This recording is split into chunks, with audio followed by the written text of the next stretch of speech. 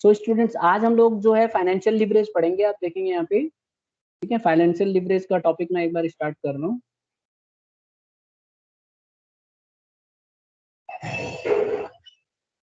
ये वाला देखिए, अब हमने पिछली बार कैपिटल स्ट्रक्चर पढ़ लिया था। Now today we are going to learn financial leverage. देखिए फाइनेंशियल लिवरेज होता क्या है। सबसे पहले तो ये हमें देखना है कि फाइनेंशियल लिवरेज क्या होता है। कोई बताएगा मुझे फाइनेंशियल लिवरेज क्या होता है? किसी को पता है? एनीबडी?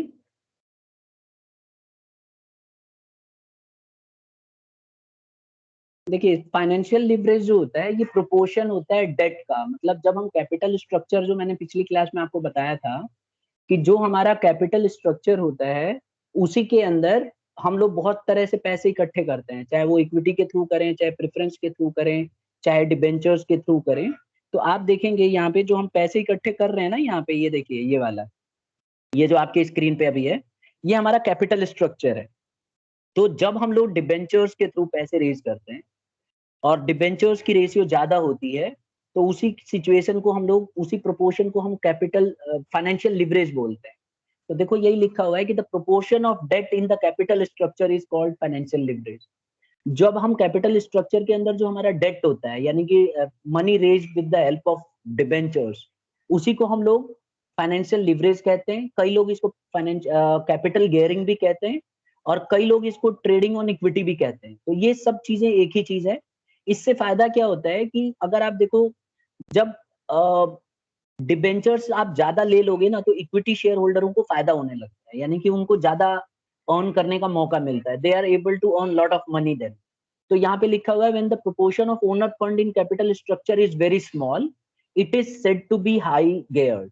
जब पूरा पैसा जो आपने रेज किया है उसके अंदर अगर इक्विटी शेयर का पैसा कम है और लोन के थ्रू या डिबेंचर्स के थ्रू पैसा ज्यादा है या प्रेफरेंस शेयर्स के थ्रू पैसा ज्यादा है, तो ऐसे में हम बोलेंगे हाईली गेयर्ड है।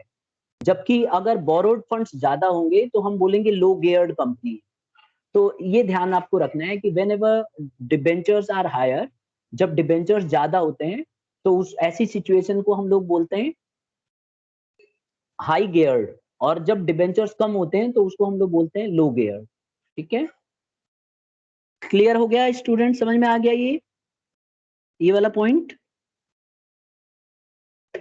Let me know.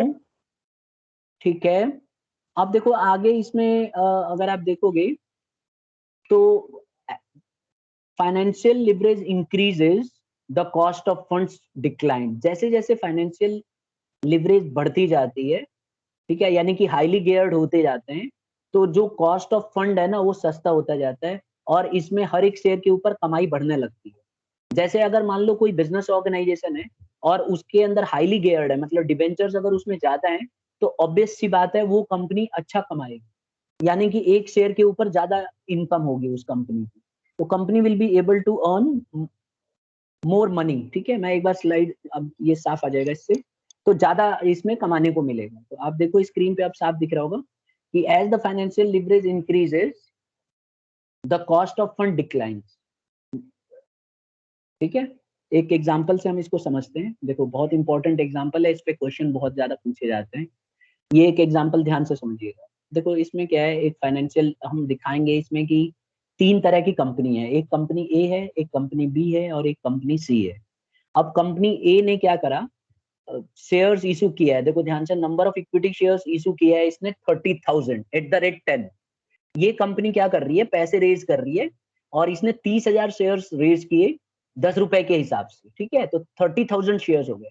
Company B क्या कर रही है, इसने 20,000 शेयर्स रेज किए इक्विटी शेयर्स, ये भी 10 रुपए के हिसाब से कर रही है। और कंपनी सी 10,000 शेयर्स इशू कर रही है सिर्फ इक्विटी शेयर्स, वो भी 10 रुपए के हिसाब से कर रही है। ठीक है, तो इक्विटी कैपिटल कितना हो गया? अब आपको पता है 10 रुपीज से इंटू कर दोगे तो इक्विटी कैपिटल इसका कितना हो जाएगा बेटा? जहां पे आपको एरो दिख रहा है 3 लाख हो जाएगा कंपनी ए के लिए, और कंपनी बी के लिए 2 लाख हो जाएगा और कंपनी सी के लिए 1 लाख हो जाएगा। अब कंपनी ने क्या दिमाग लगाया, कंपनी ने डिबेंचर भी रेज किया 10% डिबेंचर। आपको पता है डिबेंचर का रेट हमेशा फिक्स रहता है इंटरेस्ट का। तो तीसरे वाले लाइन में देखो, कंपनी ने डिबेंचर के थ्रू रेज किया। कंपनी ए को बिल्कुल भी जरूरत नहीं है क्योंकि 3 लाख ही रुपए चाहिए था।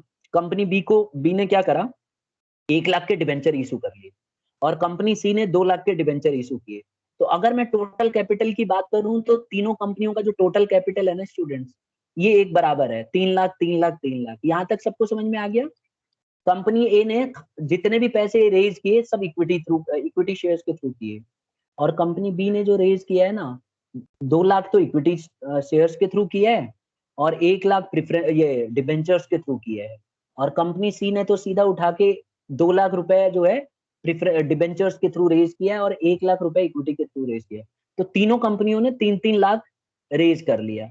बस फर्क ये है कि कैपिटल स्ट्रक्चर अलग अलग है। कंपनी ए ने सिर्फ इक्विटी से रेज किया, कंपनी बी ने थोड़ा डिबेंचर भी लिया, और कंपनी सी ने थोड़ा ज्यादा डिबेंचर लिया, 2 लाख रुपए लिया, और तीनों का जो कैपिटल है total capital that is 3 lakh. यहां तक समझ में आ गया सबको क्लास? Yes sir. अब देखते हैं प्रॉफिट। मान के चलते हैं कि प्रॉफिट जो था बिजनेस का 20% ऑन इन्वेस्टमेंट था, तो तीनों कंपनियों ने 3-3 लाख रुपए के कैपिटल लगाए। अब मान के चलते हैं कि 20% के हिसाब से इन्होंने प्रॉफिट ऑन किया, तो ए कंपनी को कितना प्रॉफिट होगा? ए कंपनी के पास 3 लाख रुपए कैपिटल थे, तो 3 लाख रुपए के कैपिटल के ऊपर इसने 20% कमाए तो 60,000 कमाएगी। कंपनी बी के पास भी 3 लाख रुपए थे, वो बात अलग है कि उसका 1 लाख डिबेंचर का था और 2 लाख इक्विटी का था, लेकिन कमाए तो इसने भी 60,000 है। इसी तरह से कंपनी सी ने भी 60,000 ऑन किया। तो यहां तक हमने देख लिया तीनों कंपनियों ने 60,000 60,000 60,000 ऑन किया। अब आपको पता है कि हमेशा डिबेंचर के ऊपर आपको इंटरेस्ट देना पड़ता है, तो क्योंकि कंपनी ए ने 1 रुपए की भी डिबेंचर नहीं लिया था तो इसने कुछ भी इंटरेस्ट नहीं दिया। कंपनी बी ने 1 लाख का डिबेंचर लिया था, तो मुझे ये बताओ 1 लाख के डिबेंचर के ऊपर 10% का इंटरेस्ट कितना होगा क्लास? आप देख रहे हो ना, कंपनी बी ने कितने का 10,000। 10,000। तो 10,000 देखो यहाँ पे स्क्रीन पे आप देखो 10,000 का इंटरेस्ट है, जहाँ पे एरो दिख रहा है आपको ये वाला। ठीक है, एक बार मैं लेजर लाइट यूज कर लेता हूँ इसके लिए, लेजर पॉइंटर, ये देखो ये वाला ये। ठीक है, तो ये 10,000 इंटरेस्ट मिल गया। और कंपनी सी को देखो, कंपनी सी ने 2 लाख का इंटरेस्ट वो लिया था डिबेंचर, तो इसको 10% के हिसाब से इसको मिल गया 20,000। Is it clear? 20,000 इसको हो गया। अब हमारा नेट प्रॉफिट कितना आया? नेट प्रॉफिट का फॉर्मूला क्या होता है? जो भी इंटरेस्ट है उसमें माइनस करने के बाद जो प्रॉफिट आता है उसको देखते हैं। तो कंपनी ए का तो इंटरेस्ट कुछ था नहीं, तो 60,000 आ गया। कंपनी बी का इंटरेस्ट 10,000 था, तो ये 60,000 में से 10,000 माइनस हो जाएगा, तो नेट प्रॉफिट इसका 50,000 निकल आया। और इसी तरह से इसका प्रॉफिट था 60,000, इसमें से इंटरेस्ट लग गया था 20,000, तो इसका प्रॉफिट आ गया 40,000। अब हम ये पता लगाते हैं कि हर एक शेयर पे कितना कमाया कंपनी ने। तो आप मुझे बताओगे कंपनी ए का कितना शेयर था, इक्विटी शेयर्स कितने थे, नंबर ऑफ शेयर्स कितने थे? तो आंसर है 30,000 थे। तो 30,000 को डिवाइड कर दो 60,000 से, तो एक शेयर के ऊपर जो प्रॉफिट हुआ है वो 2 रुपए का हुआ। इसी तरह से कंपनी बी में जाओ, कंपनी बी को 50,000 का प्रॉफिट नेट प्रॉफिट बचा, और 50,000 के ऊपर नंबर ऑफ शेयर्स थे 20,000, तो जब हम डिवाइड करेंगे तो 2 रुपये 50 पैसे आएगा। ठीक है, और तीसरे केस में कंपनी सी में चले जाते हैं, इसमें 40,000 का प्रॉफिट है और नंबर ऑफ इक्विटी शेयर सिर्फ 10,000 है, तो जब हम डिवाइड करेंगे तो 4 रुपए आएगा। तो कौन से कंपनी सबसे ज्यादा प्रॉफिट कमा रही है एक शेयर के ऊपर क्लास? सी। तो हमने ये सीखा यहाँ पे कि जितना ज्यादा आप डिबेंचर लगाओगे उतना ही ज्यादा आपकी कंपनी एक शेयर के ऊपर प्रॉफिट कमाएगी। तो अगर कल को कोई कंपनी अपने कैपिटल स्ट्रक्चर के अंदर ज्यादा डिबेंचर्स रखती है या ज्यादा लोन रखती है या ज्यादा प्रेफरेंस शेयर रखती है, तो उसका जो डिविडेंड होगा इक्विटी शेयर पे वो बढ़ता चला जाएगा, और यही एक खास बात होती है इसमें। तो यहाँ पे मैंने इनकम टैक्स को कंसिडर नहीं किया, ध्यान रखना, मैंने इसको सॉल्व करते समय इनकम टैक्स को ध्यान में नहीं रखा, तो इसको इग्नोर कर दिया है। तो हमें तो बस सॉल्व करके दिखाना होता है।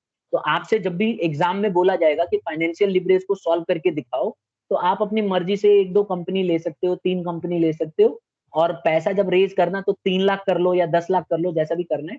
और आपको क्या ध्यान रखना है, एक कंपनी में बिल्कुल भी डिबेंचर मत लेना, दूसरी में थोड़ा कम ले लेना, तीसरी में ज्यादा ले लेना, इसी तरह से उसके ऊपर इंटरेस्ट दे देना।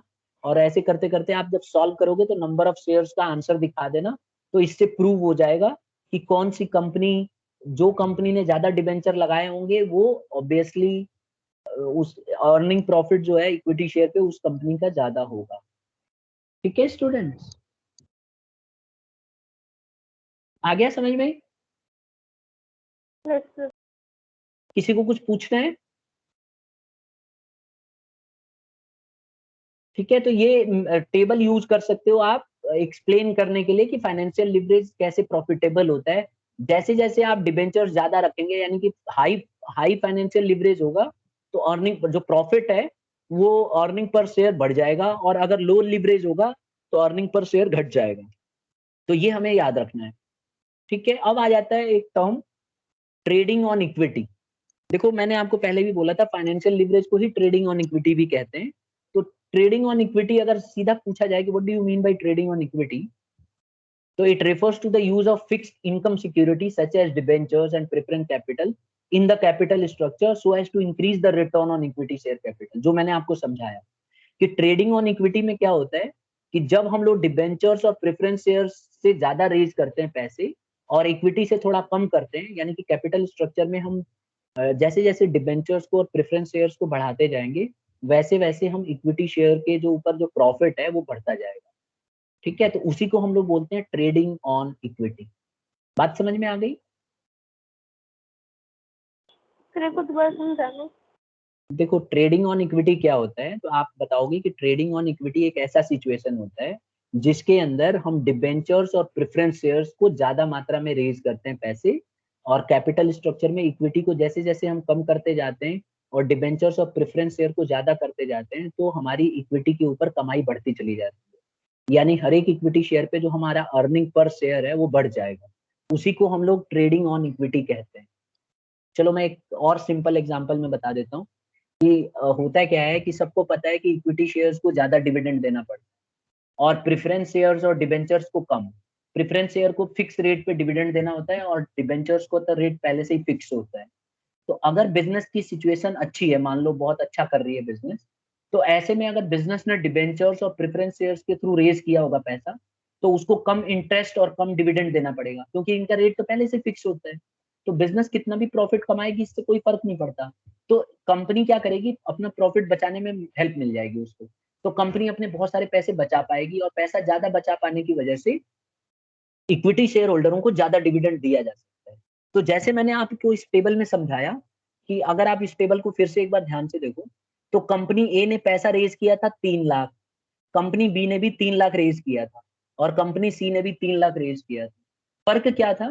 फर्क ये था कि कंपनी ए ने बिल्कुल भी डिबेंचर का इस्तेमाल नहीं किया, और कंपनी बी ने डिबेंचर्स का थोड़ा सा इस्तेमाल किया, और कंपनी सी ने डिबेंचर का थोड़ा और ज्यादा इस्तेमाल किया। तो जिस कंपनी ने सबसे ज्यादा इस्तेमाल किया ना डिबेंचर्स का, उस कंपनी को सबसे ज्यादा प्रॉफिट हुआ है। अगर आप अर्निंग पर शेयर देखोगे तो यहाँ देख रहे हो ना, कंपनी सी के पास 4 रुपीज पर शेयर कमा रही है कंपनी, है कि नहीं क्लास?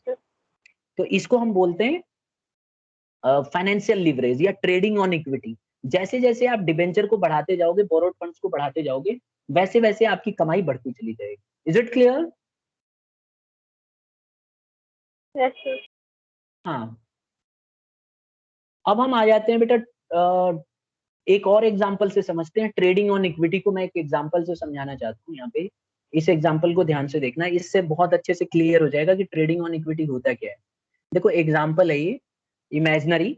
एक कंपनी है, उसने क्या किया, 50,000 रेज किया इक्विटी शेयर्स के थ्रू, और प्रॉफिट अर्न कर लिया, मान के चलो 5,000, यानी कि 10% उसको प्रॉफिट मिल रहा है। देखो कोई भी कंपनी कहीं से भी पैसे रेज करे, उसके ऊपर कमाती है, तो ये थोड़ी ना देखते हैं कि कहाँ से पैसा आया है। हमें तो बस पैसे से मतलब होता है कि कंपनी के पास 50,000 थे और कंपनी ने 10% कमा लिया। तो इस कंपनी ने 50,000 रेज किया था इक्विटी शेयर्स के थ्रू, और 10% के हिसाब से 5,000 रुपए कमाए। तो अब मुझे ये बताओ रेट ऑफ रिटर्न कितना हुआ? अगर 50,000 के ऊपर 5,000 कोई कंपनी कमाती है, तो रेट ऑफ रिटर्न कितना होगा? 10%। वो तो हमने मन में ही कैलकुलेट कर लिया था। इसी तरह से अब एक दूसरा एग्जांपल ले। ऑन द अदर हैंड, एक मान लो एक कंपनी है, उसने रेज किया 40,000 इक्विटी शेयर्स के थ्रू, और 6% डिबेंचर्स रेज किया 10,000 और डिबेंचर्स के थ्रू। तो इस कंपनी ने भी 50,000 रेज किए। बस फर्क क्या है कि इक्विटी शेयर्स के थ्रू 40,000 रेज किया है, और प्रेफरेंस शेयर्स के थ्रू सिर्फ इसने 10,000 रेज किया है। तो रेट ऑफ रिटर्न अगर आप देखो, मान के चलते हैं कि दोनों कंपनियों ने मान लो 5,000 कमाए मिलके, 50,000 पे इस कंपनी ने भी 5,000 कमाए। तो यहाँ पे आप देखो हम डिबेंचर के ऊपर इंटरेस्ट कितना देंगे? जो 50,000 कमाए, 5,000 कंपनी ने कमाया है, 5,000 का जो प्रॉफिट है उसके ऊपर डिबेंचर को तो हमें सिर्फ 6% देना है। तो 5,000 का 6% जब हम डिबेंचर को देंगे, डिबेंचर होल्डरों को, तो उनको 2,400 देना पड़ेगा। आप सॉल्व करके देख लो 5,000 का 6% कितना होगा। देखो मैंने यहाँ सॉल्व कर रखा है। इंटरेस्ट ऑन डिबेंचर्स 40,000 का 6% कितना होगा, 2,400। तो जब हम 5,000 में से 2,400 दे देंगे तो बाकी का कितना बच गया, बाकी का बच गया 2,600 रुपए, 2,600। इसका मतलब ये हुआ कि जो हम लोगों ने 40,000 इक्विटी शेयर्स के थ्रू रेज किया था, यहाँ पे मैं एक बार थोड़ा सा करेक्शन कर देता हूँ बेटा। हम लोगों ने ना डिबेंचर के थ्रू 40,000 रेज किया है और इक्विटी शेयर्स के थ्रू 10,000 रेज किया है। एक बार मैं फिर से बता रहा हूँ, ये जो ब्लू कलर में लिखा हुआ है मैंने उल्टा पढ़ दिया था। अगर कंपनी ने रेज किया 40,000 इक्विटी डिबेंचर्स के थ्रू और 10,000 रेज किया इक्विटी शेयर्स के थ्रू, तो कुल मिला के 50,000 हो गया। 50,000 के ऊपर मान लो प्रॉफिट 5,000 आता है, तो 5,000 में से डिबेंचर होल्डर को तो 6% के हिसाब से दिया जाएगा। तो उन्होंने 40,000 लगाए थे, तो 40,000 का 6% अगर आप देखो तो 40,000 का 6% होता है 2,400 रुपए। तो 2,400 रुपए हम डिबेंचर होल्डरों को दे देंगे।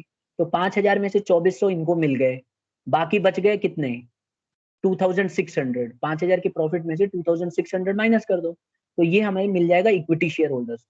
तो 10,000 शेयर्स पे इक्विटी शेयर होल्डरों ने कितना कमाया, 2,600। तो हम फॉर्मूला लगा देते हैं, रिटर्न रिटर्न ऑन इन्वेस्टमेंट या रिटर्न ऑन इक्विटी शेयर का फॉर्मूला लगा दो, profit upon number of equity shares into 100। तो हमारा प्रॉफिट हो गया था 2,600, 10,000 हमने शेयर्स लगाए थे, तो उसके हिसाब से हमारी जो रेट ऑफ अर्निंग है वो 26%। तो आप देख रहे हो, सिर्फ हमने डिबेंचर से रेज करने की वजह से हमारी profit on earning per share हमारा एकदम बढ़ गया और 26% हो गया। जबकि हमारी अर्निंग पर शेयर जबकि हमारी अर्निंग सिर्फ 10%, क्योंकि डिबेंचर ज्यादा थे इसलिए हमारी कमाई बढ़ गई इक्विटी शेयर होल्डर्स। ये बात समझ में आ गई सबको क्लास?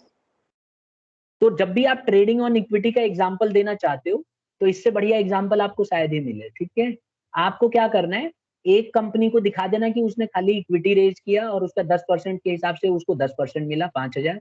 तो दूसरे वाले में क्या करना, डिबेंचर को ज्यादा रख लेना, इक्विटी को कम रख लेना और 50,000 ही ले आना और प्रॉफिट भी 5,000 कराना।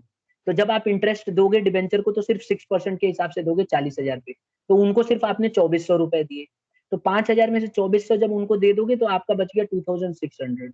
इसका मतलब 10,000 वाले जो इक्विटी शेयर होल्डर थे उनको 2,600 रुपए का प्रॉफिट मिलेगा, जो कि निकल के आया 26%। तो ऐसे अगर हम कोई कंपनी डिबेंचर्स के थ्रू जितना ज्यादा रेज करेगी पैसे, उतना ही ज्यादा इक्विटी शेयर होल्डर को प्रॉफिटेबल होगा। तो इसी को हम बोलते हैं trading on equity. I hope clear हो गया होगा क्लास? Yes. तो ये तो था हमारा ट्रेडिंग ऑन इक्विटी का कंसेप्ट। ठीक है, इस पे हर साल क्वेश्चन आता है, आप किसी भी तरह से इसको अच्छे से समझ लेना। और अगर कभी कंफ्यूजन हो तो क्लास में भी हम इसको एक एग्जांपल के थ्रू और समझा देंगे। ठीक है, इसको एग्जांपल के थ्रू हम और कोई दूसरा एग्जांपल मन में रख के देख सकते हैं। अब हम आ जाते हैं factors sir, affecting choice of capital. हाँ बोलो। तो इससे हमें क्या फायदा हो रहा है? कंपनी को तो फायदा हो ही नहीं रहा, इक्विटी को मिल रहा है। नहीं, कंपनी को तो फायदा हो रहा है ना, देखो मैं बताता हूँ कैसे। जैसे आपको भी पता है कि जो इक्विटी शेयर होल्डर होते हैं they are the real owners of the company, ये तो मानती हो ना। ये पहले से ही हम पढ़ते आ रहे हैं कि जो इक्विटी शेयर होल्डर होते हैं वही असली मालिक होते हैं। तो कोई भी बिजनेस यही चाहेगी कि जो उनके असली मालिक हैं, बिजनेस के जो असली ओनर हैं, उनको ज्यादा से ज्यादा प्रॉफिट करवाए। तो इसीलिए जब कंपनी कभी पैसे रेज करती है ना, तो वो कैपिटल स्ट्रक्चर के अंदर बहुत बैलेंस बना के चलती है। थोड़ा सा इक्विटी शेयर रेज कर लेती है, थोड़ा प्रेफरेंस कर लेती है, थोड़ा डिबेंचर्स कर लेती है। तो ऐसा करने की वजह से क्या होता है कि डिबेंचर होल्डर और प्रेफरेंस शेयर होल्डर को आपको कम डिविडेंड देना पड़ता है। आप प्रेफरेंस शेयर होल्डर को कम डिविडेंड देते हो इक्विटी शेयर के मुकाबले, और डिबेंचर वालों को तो और कम देते हो आप इंटरेस्ट। तो इससे जो पैसा बच जाता है, जो आपको ज्यादा नहीं देना पड़ा प्रॉफिट में से, वही पैसा आप इक्विटी शेयर होल्डर को दे सकते हो। इससे आपका इक्विटी शेयर होल्डर खुश रहेगा और आपके लिए स्टैंड करेगा। मतलब अगर कभी बिजनेस में सिचुएशन आ गई जहां बिजनेस को खतरा है, तो सबसे ज्यादा काम आते हैं इक्विटी शेयर होल्डर। जैसे आप देखोगे ना, कई बार कंपनी, बड़ी बड़ी कंपनियां जब डूब रही होती हैं तो इक्विटी शेयर होल्डर डिविडेंड लेने से मना कर देते हैं। वो कहते हैं हमें डिविडेंड नहीं चाहिए, कंपनी को संभालो। तो कंपनी के लिए ऐसे लोगों की जरूरत होती है जो कंपनी का रिस्क अपने ऊपर ले लें। तो इसीलिए जब कंपनी को लॉस होता है तो इक्विटी शेयर होल्डर 1 रुपए भी डिविडेंड नहीं लेते। तो जब कंपनी लॉस में होगी तो डिविडेंड इक्विटी शेयर होल्डरों को ना देके और डिबेंचर्स को और प्रेफरेंस शेयर होल्डरों को उसमें से पेमेंट किया जाएगा जो पैसा बच जाए। और अगर कंपनी अच्छा कर रही होगी तो डिबेंचर होल्डर और प्रेफरेंस शेयर होल्डर से जो पैसा बचा है उसी पैसे को इक्विटी शेयर होल्डर को दे दिया जाता है, और इसी सिचुएशन को ट्रेडिंग ऑन इक्विटी कहते हैं। Is it clear? Yes sir. तो ये बहुत अच्छा सिचुएशन है। अगर किसी कंपनी ने सारे पैसे इक्विटी शेयर्स के थ्रू रेज किया है ना, तो उस कंपनी के इक्विटी शेयर होल्डरों की ज्यादा कमाई नहीं होने वाली, पक्की बात। लेकिन अगर किसी कंपनी ने बहुत सारा पैसा रेज किया है और अगर वो कम भी प्रॉफिट कमाएगी और अगर उसने डिबेंचर्स और प्रेफरेंस शेयर्स के थ्रू रेज किया है, तो ये पक्की बात है कि इक्विटी शेयर होल्डर ज्यादा कमाएंगे उस कंपनी के, भले ही प्रॉफिट थोड़ा कम भी हो जाए तब भी। क्यों? क्योंकि ये हमने फॉर्मूला करके देखा अभी थोड़ी देर पहले, आपको 2 एग्जांपल के थ्रू मैंने समझाया। तो इस वजह से हमने नोटिस किया कि जैसे जैसे डिबेंचर बढ़ता जा रहा है, कंपनी का जो इक्विटी शेयर्स के ऊपर जो प्रॉफिट है, रेट ऑफ अर्निंग, वो बढ़ती जा रही है। चाहे वो ये टेबल हो, ये जो टेबल मैंने आपको दिखाया, अगर आप देखो तो इस टेबल के अंदर भी तो यही हो रहा था। इस टेबल के अंदर भी जैसे जैसे हमारा डिबेंचर बढ़ता जा रहा था, इक्विटी शेयर भी बढ़ता जा रहा था, और जैसे ही जैसे डिबेंचर घटता जा रहा था, इक्विटी शेयर अर्निंग घटता जा रहा था। और यहाँ पे भी ऐसे ही हुआ। जब हमने डिबेंचर 40,000 के रेज किए और सिर्फ 10,000 के इक्विटी शेयर रेज किए, तो इक्विटी शेयर के ऊपर 26% का प्रॉफिट आ गया। और पहले वाले केस में जब हमने बिल्कुल भी डिबेंचर रेज नहीं किया था, तो रिटर्न जो था वो सिर्फ 10% था। तो इसीलिए जितना जितना आप ज्यादा डिबेंचर को इशू करेंगे, उतना आपकी कंपनी की इक्विटी शेयर्स के ऊपर प्राइस बढ़ती जाएगी। क्लियर है? Yes sir. ठीक है, ठीक है ना? किसी बच्चे को कुछ पूछना है तो बताओ। सर ठीक है। हाँ बस तो जरूर सुना कि हम इक्विटी पे भेजे, हम जो उनके पास जो पैसे हैं प्रेफरेंस, ये बाकी शेयर्स हैं प्रेफरेंस वगैरह से डिफरेंसेस से हम किसी अपनी कंपनी पे लगा सकते हैं। फिर से एक बार बोलो बेटा, आवाज थोड़ा लाउडली बोलना एक बार फिर से, साफ साफ। जैसे ये जो एग्जांपल दिया आपने, इसमें हाँ 26 बच गए, तो इसमें हम हाँ ये हाँ जरूर सुना कि इक्विटी कोई दे, हम वो कंपनी में भी लगा सकते हैं। हाँ बिल्कुल। देखो, हमें बस ये प्रूव करना है कि ट्रेडिंग ऑन इक्विटी क्या होती है। हमें बस इतना पता है कि ट्रेडिंग ऑन इक्विटी एक ऐसी सिचुएशन होती है जिसके अंदर जो कैपिटल स्ट्रक्चर है, जैसे जैसे हम इक्विटी के अलावा दूसरे शेयर्स को रेज करेंगे, चाहे वो प्रेफरेंस हो, चाहे डिबेंचर हो, चाहे लोन हो, तो हमारा इक्विटी के ऊपर जो कमाई है ना, वो बढ़ती चली जाएगी। और जैसे जैसे हम दूसरे मतलब खाली इक्विटी करेंगे तो हमें नुकसान होगा। तो इसी को हम बोलते हैं ट्रेडिंग ऑन इक्विटी, मतलब दूसरों की कमाई की मदद से इक्विटी को ज्यादा पैसा कमा के दो, एंड वाइस वर्सा। ठीक है? Yes sir. तो आप अगली बार जब भी किसी कंपनी के इक्विटी शेयर्स खरीदती हो या आप लोग खरीदोगे, तो हमेशा याद रखना कि कंपनी का कैपिटल स्ट्रक्चर जरूर देखना चाहिए आप, कि कंपनी डिबेंचर भी मंगा रही है क्या, कंपनी प्रेफरेंस शेयर भी रेज कर रही है क्या। अगर किसी कंपनी ने प्रेफरेंस शेयर भी रेज कर रखा होगा, डिबेंचर भी रेज कर रखा होगा, लोन भी रेज कर रखा होगा, तो वो कंपनी में आपको ज्यादा फायदा होगा और आपको ज्यादा डिविडेंड मिलेगा। तो अगली बार से कभी आगे फ्यूचर में जब आप कहीं जॉब करने लगो और अगर आप सेविंग करते हो और कंपनी में पैसे लगाते हो शेयर्स में, तो आप हमेशा ये चीज का ध्यान दे सकते हो कि इक्विटी शेयर्स अगर आप कभी खरीदो तो उसी कंपनी का खरीदो जिसने कैपिटल स्ट्रक्चर के अंदर डिबेंचर की मात्रा ज्यादा रखी हुई है, लोन की मात्रा ज्यादा रखी है। इससे आपको इक्विटी के ऊपर ज्यादा डिविडेंड। हाँ, ये बात जरूर है कि कंपनी को रिस्क बहुत ज्यादा होगा, लेकिन इक्विटी शेयर होल्डरों की अच्छी खासी कमाई हो जाए। ठीक है यस सर। क्लास? ठीक है, अब हम आगे बढ़ जाते हैं बेटा। Factors affecting choice of capital structure. मैंने आपको पहले भी बताया कि कैपिटल स्ट्रक्चर एक ऐसी सिचुएशन है जहाँ पे सारे पैसे के थ्रू रेज किया जाता है। ये रहा, देखो कैपिटल स्ट्रक्चर का वो दिखा देता हूँ आपको मैं। ये रहा, ये था हमारा कैपिटल स्ट्रक्चर। अभी देखो स्क्रीन पे आने वाला होगा आपकी, आगे है कैपिटल स्ट्रक्चर का, ये रहा। Yes sir. ठीक है, तो कैपिटल स्ट्रक्चर देख रहे हो ना आप? जब कोई कंपनी पैसे मंगाती है तो उसमें इक्विटी, डिबेंचर, प्रेफरेंस, लोन्स सबको रखती है। अगर ज्यादा रखेगी तो हम बोलेंगे कैपिटल स्ट्रक्चर इस तरह का है, कम रखेगी तो खतरनाक हो सकता है सिचुएशन। ठीक है, अब हम सबसे पहले हम पढ़ेंगे पहला फैक्टर्स जो कैपिटल स्ट्रक्चर को अफेक्ट करता है। देखो सबसे पहला फैक्टर क्या है? Cash flow ability for serving the debt. सबको पता है कि अगर आप डिबेंचर्स के थ्रू पैसा रेज करते हो तो आपको एक ना एक दिन आपको उसके सारे पैसे लौटाने होंगे और साथ में आपको हर साल इंटरेस्ट भी देना होगा। तो कोई भी कंपनी जब भी वो कैपिटल स्ट्रक्चर के अंदर डिबेंचर की मात्रा ज्यादा रखती है या डिबेंचर्स के थ्रू भी रेज करती है तो कंपनी को ये जरूर चेक कर लेना चाहिए कि उसकी कैश फ्लो एबिलिटी कैसी है। मतलब कंपनी क्या पे कर पाएगी, क्या कंपनी के पास पैसा रहेगा पे करने के लिए वो डिबेंचर। तो अगर कंपनी के पास पैसा डिबेंचर को पे करने के लिए रहेगा तो हम बोलेंगे कि कैश फ्लो एबिलिटी अच्छी है कंपनी की। ठीक है, तो कैपिटल स्ट्रक्चर उसका अच्छा है हम बोलेंगे। Am I clear?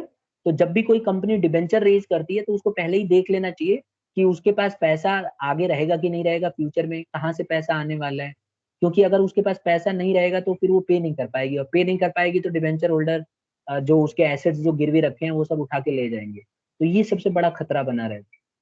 तो cash flow ability should be very good किसी भी कंपनी की। अगर कैश फ्लो एबिलिटी अच्छी है, आपको पता है कि पैसा कहीं ना कहीं से इंतजाम हो जाएगा, तब तो आप डिबेंचर को रेज कर सकते हो, कैपिटल स्ट्रक्चर में डिबेंचर की मात्रा बढ़ा सकते हो, नहीं तो आपको बढ़ाने की जरूरत नहीं है। दूसरा फैक्टर आता है इंटरेस्ट कवरेज रेशियो। अगर मान लो कि आपका इंटरेस्ट कवरेज रेशियो ज्यादा है तो आप जो है कंपनी के पास रिस्क कम है। ठीक है, जैसे जैसे रेशियो बढ़ती जाएगी वैसे वैसे कंपनी का रिस्क कम रहेगा, तो ऐसी कंपनी जो है रेज कर सकती है। तो देखो इंटरेस्ट कवरेज रेशियो मैंने आपको अकाउंट्स में भी फॉर्मूला सिखाया था, ये सॉल्व भी किया है आपने क्वेश्चन। इंटरेस्ट कवरेज रेशियो का फॉर्मूला होता है earning before interest tax upon interest. तो अगर आपका रेशियो ज्यादा है तो इसका मतलब बिजनेस में रिस्क कम है। ठीक है, तो ऐसे में जिस कंपनी का आईसीआर यानी इंटरेस्ट कवरेज रेशियो कम होगा वो कंपनी आसानी से इंटरेस्ट को पे कर पाएगी, और जिस कंपनी का आईसीआर यानी कि इंटरेस्ट कवरेज रेशियो ज्यादा होगा वो कंपनी इंटरेस्ट पे करने में उसको बहुत दिक्कत होगी। तो ये आपको ध्यान रखना है, the lower the ratio the lower the risk, the higher the ratio the higher the risk.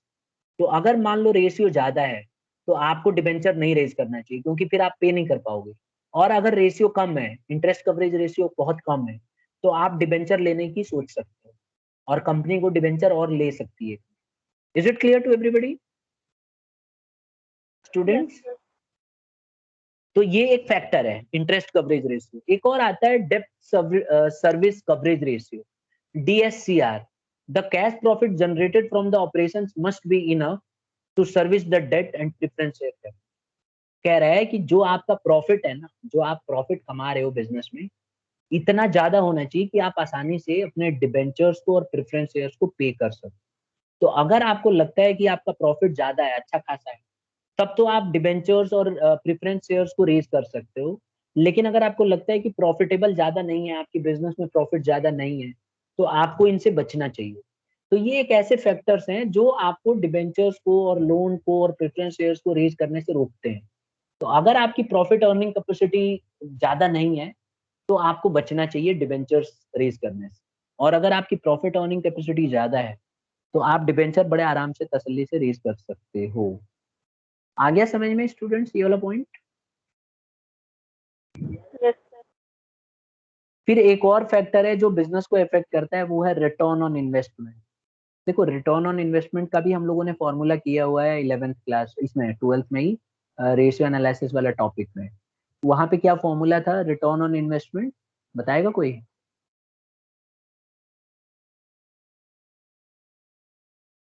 Class net profit before tax interest upon capital employed वाला, याद आया फॉर्मूला? आरओआई। कह रहा है कि आरओआई जैसे जैसे हायर होगा, देखो if ROI is higher then the rate of interest for debt borrowed funds can be increase. तो अगर आरओआई रिटर्न ऑन इन्वेस्टमेंट यानी कि जो आपने बिजनेस में पैसा लगाया है उसमें आपकी अर्निंग अगर ज्यादा है, जितना आपने उधार लिया है अगर आप उससे ज्यादा कमा रहे हो, तो आप आसानी से कैपिटल स्ट्रक्चर के अंदर डिबेंचर को रख सकते हो। और अगर आपकी रिटर्न ऑन इन्वेस्टमेंट कम है तो आपको गलती से भी डिबेंचर ज्यादा नहीं लेना चाहिए। जैसे मान लो एक कंपनी ने 10 लाख के डिबेंचर रेज किए, तो अगर उसकी रिटर्न ऑन इन्वेस्टमेंट 10 लाख है तो फिर तो उसको टेंशन है ही नहीं, क्योंकि वो तो आसानी से इंटरेस्ट पे कर लेगी और उसके पैसे भी लौटा देगी। तो ये चीज आपको ध्यान रखना है। अगर ऐसा है तो आप ज्यादा डिबेंचर रेज कर सकते हो, और अगर ऐसा नहीं है तो फिर आपको ज्यादा डिबेंचर रेज नहीं करना चाहिए। ठीक है, फिर एक और आता है कॉस्ट ऑफ डेट। देखो अगर कोई कंपनी डिबेंचर को सस्ते रेट पे इशू कर लेती है, क्योंकि डिबेंचर का रेट पहले से ही फिक्स होता है और आप ज्यादातर केसेस में देखेंगे 8 से 10%, 12% रहता है। लेकिन इक्विटी शेयर का रेट बहुत ज्यादा होता है, आपको मजबूरी में ज्यादा देना पड़ता है।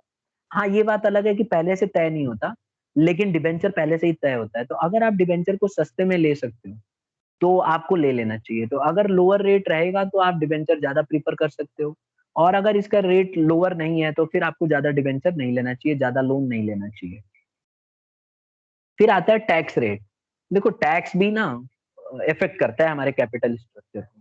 ठीक है, income tax liability can be reduced by employing borrowed funds in capital structure.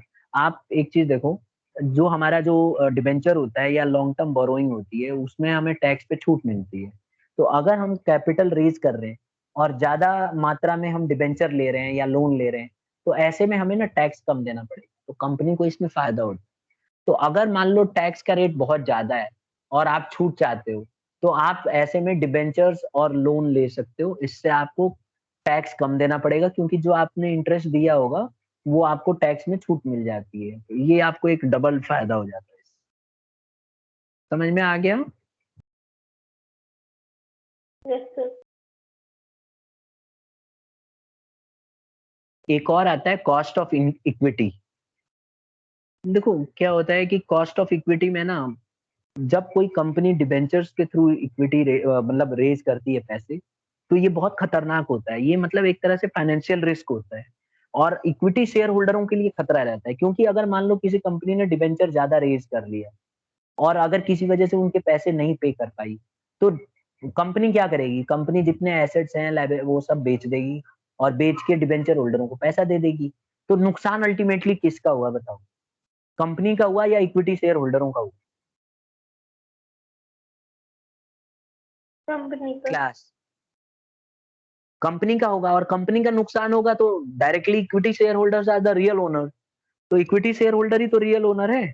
तो सही मायने में देखा जाए तो इक्विटी शेयर होल्डरों को ही नुकसान है। तो इसीलिए कई बार क्या होता है कि कोई कंपनी ज्यादा डिबेंचर्स या लोन लेने लगती है, तो इस बात से इक्विटी शेयर नाराज हो जाते हैं और डर जाते हैं। अब आप कहोगे कि सर अभी तो थोड़ी देर पहले आप कह रहे थे कि डिबेंचर ज्यादा लेने से इक्विटी शेयर होल्डरों को ज्यादा फायदा होता है। तो मैं अभी भी कह रहा हूँ कि हाँ, ज्यादा फायदा होता है, लेकिन रिस्क कई बार इतना ज्यादा हो जाता है कि अगर गलती से पैसे डूब गए ना, तो फिर इक्विटी शेयर होल्डरों को ज्यादा तो छोड़ो, अपने पैसे भी डूब जाएंगे उनके। तो इसीलिए कई बार इक्विटी शेयर होल्डर नहीं चाहते कि ऐसा हो। तो डिपेंड करता है कि वहां पे सिचुएशन कैसी है, कॉस्ट ऑफ इक्विटी क्या है। ठीक है, तो कंपनी को भी कोशिश करना चाहिए कि एक सर्टेन लिमिट रख के डिवेंचर रेज करने का, उससे ज्यादा डिवेंचर ना रेज करे। और गवर्नमेंट ने ऐसे रूल्स भी बना रखे हैं कि कंपनी सारा पैसा डिवेंचर के थ्रू रेज नहीं कर सकती। फिर एक और आता है फैक्टर, फ्लोटेशन कॉस्ट। आप देखेंगे फ्लोटेशन कॉस्ट जो होता है स्टूडेंट्स, ये वो कॉस्ट है जब आप शेयर्स को इशू करते हो ना, तो आपको ब्रोकरेज, अंडर राइटिंग कमीशन, ये सारे खर्चे आपको देने पड़ते हैं। इसी को हम लोग फ्लोटेशन कॉस्ट कहते हैं। जब कोई कंपनी रेज करती है पैसे, तो कंपनी को बहुत सारा पैसा देना पड़ता है। मतलब आप समझ रहे हो ना, फ्लोटेशन कॉस्ट के थ्रू, ब्रोकरेज के थ्रू। तो ये सारा खर्चा अगर ज्यादा होगा तो फिर कैपिटल स्ट्रक्चर को इफेक्ट करेगा। तो it is the cost incurred for floating securities such as brokerage, underwriting commission etcetera. ठीक है, तो डेट के केस में कम होता है। अगर आप डिबेंचर्स के थ्रू पैसा कभी भी रेज करोगे ना, तो आपको ज्यादा खर्चा नहीं करना पड़ता, क्योंकि इसका ज्यादा रिकॉर्ड मेंटेन नहीं करना पड़ता। बल्कि आप इक्विटी शेयर्स करोगे या प्रेफरेंस शेयर करोगे, तो आपको कागजी कार्रवाई बहुत करनी पड़ती है। जैसे एग्जाम्पल के तौर पे अगर 90% इक्विटी शेयर्स नहीं आए, तो आपको बैंक से कमीशन देना पड़ेगा, बैंक वालों को, और सबके पैसे लौटाने भी पड़ सकते हैं। तो वो बहुत खर्चा होता है उसमें, और डिबेंचर में कम खर्चा होता है कंपैरेटिवली। तो फ्लोटेशन कॉस्ट भी कई बार हेल्प करता है ये डिसाइड करने में कि आप कैपिटल स्ट्रक्चर को कैसा रखना चाहते हैं। मतलब अगर आप पैसा रेज करते हैं, तो इक्विटी से ज्यादा करेंगे, प्रेफरेंस से ज्यादा करेंगे, या डिबेंचर्स के थ्रू ज्यादा करेंगे। तो ये उसमें तय किया जाता है। आई होप क्लियर हो गया होगा ये भी पॉइंट। Yes sir. अब एक और आता है फैक्टर बेटा, रिस्क कंसिडरेशन।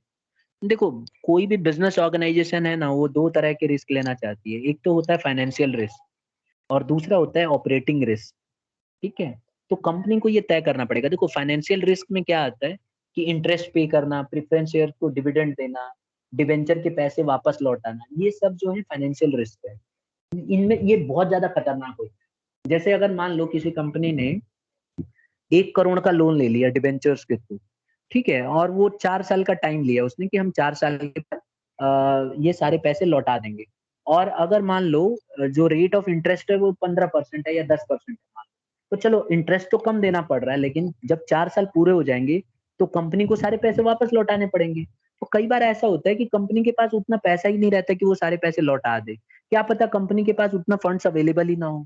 तो ऐसे में कंपनी फंस जाती है और बहुत खतरनाक सिचुएशन हो जाता है, क्योंकि सारे पैसे आप नहीं लौटाओगे तो आपने जो एसेट गिरवी रखा होगा ना, वो सारे के सारे एसेट आपके डूब जाएंगे, मतलब नीलामी हो जाएगी उनकी। तो it's a very typical situation. और ऑपरेटिंग रिस्क क्या होता है, ये बिजनेस में जो डे टू डे एक्टिविटी से काम होता है वो है। तो ये आपको तय करना होगा कि आपके कैपिटल स्ट्रक्चर के लिए कौन सा सूटेबल है। आप फाइनेंशियल रिस्क लेना चाहते हैं या ऑपरेटिंग रिस्क लेना चाहते हैं, तो दोनों में से आपको तय करना पड़ेगा कि आप किस तरह का रिस्क लेना चाहते हैं। अगर कोई कंपनी फाइनेंशियल रिस्क लेना पसंद करती है तो ऑब्वियसली वो डिबेंचर्स के लिए जाएगी, लोन के लिए जाएगी, प्रेफरेंस शेयर्स के लिए जाएगी। लेकिन अगर कोई कंपनी ऑपरेटिंग रिस्क में ठीक ठाक लग रहा है उसको, तो ऐसे में वो डिबेंचर को कम रखना चाहेगी, लोन को कम रखना चाहेगी। Is it clear to everybody? फिर एक और आता है बेटा फ्लेक्सिबिलिटी। ये भी ऐसा फैक्टर है जो हमारे कैपिटल स्ट्रक्चर को सोचने में मजबूर कर देता है। क्या है इसका मतलब? इसका मतलब ये है कि अगर आप डिबेंचर्स के थ्रू पैसा रेज करते हो ना, तो आप डिबेंचर के पैसे कभी भी लौटा सकते हो। मान के चलो, मैं एग्जांपल देता हूँ। मान लो एक कंपनी को 5 करोड़ रेज करना, अब कंपनी ने क्या करा, 2 करोड़ डिबेंचर के थ्रू ले लिया, 1 करोड़ उसने लोन के थ्रू ले लिया, और 2 करोड़ इक्विटी शेयर्स के थ्रू ले लिया। अब मान लो कि उसने बोला कि हम 10 साल के बाद ये पैसे लौटा देंगे। ठीक है, सब कुछ डन हो गया। मान लेते हैं 3 साल के बाद कोई प्रोजेक्ट नहीं है, कंपनी के पास कोई भी प्रोजेक्ट नहीं है, तो कंपनी क्या करेगी, जितने पैसे उसने डिबेंचर्स के थ्रू लिया था और लोन के थ्रू लिया था, ये पैसे वापस डिबेंचर होल्डरों को और बैंक को लौटा देगी। जैसे ही वो पैसे लौटाएगी तो उसको इंटरेस्ट नहीं देना पड़ेगा, तो वो बच जाएगी, फ्लेक्सिबिलिटी है। लेकिन इक्विटी शेयर होल्डरों के पैसे नहीं लौटाओगे आप। अब आपके पास, कंपनी के पास कोई प्रोजेक्ट नहीं है और काम कुछ हो नहीं रहा है, प्रॉफिट ज्यादा आ नहीं रहा है, उसके बाद भी आपको इक्विटी शेयर होल्डरों को डिविडेंड देना पड़ेगा। तो इसीलिए फ्लेक्सिबिलिटी अगर ज्यादा चाहती है कंपनी, तो डिबेंचर्स को ज्यादा रेज करना पसंद करेगी। Is it clear yes class? Sir. फिर आता है कंट्रोल। देखो, अगर मैनेजमेंट चाहता है ना कि बिजनेस के अंदर कंट्रोल रहे उसका, तो फिर ऐसे में क्या तो नेक्स्ट करेगी? क्लास का टाइम हो गया। ठीक है, चलो नेक्स्ट क्लास में हम डिस्कस कर लेंगे, ठीक है, आगे हम नेक्स्ट क्लास में डिस्कस करेंगे, लीव कर सकते हैं।